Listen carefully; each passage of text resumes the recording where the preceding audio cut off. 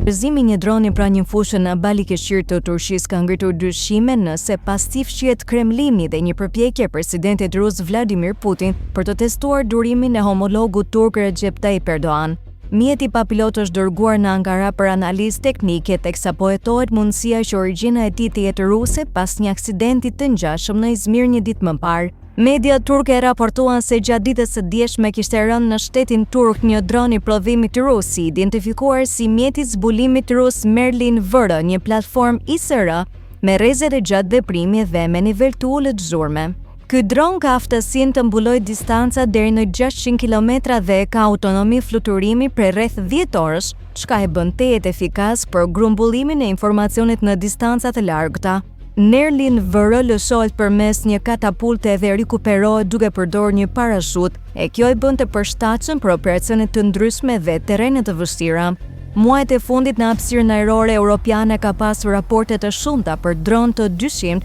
që detyruan Bashkimin Evropian të nisë zyrtarisht një iniciativë për një mur kundër droneve përgjatë kufirit lindor me Rusinë dhe NATO-n e të shtojë vigjilencën në shtetet baltike. 2 ditë më parë, sa kaq 3 ushtarë me uniforma të ushtrisë ruse kaluan kufir në Rus në Estoni, në një shtet antar të NATO-s, çka nxiti ministrinë e jashtme estoneze të ferriste menjëherë të ngarkuarin me punë të Moskës për shpjegime.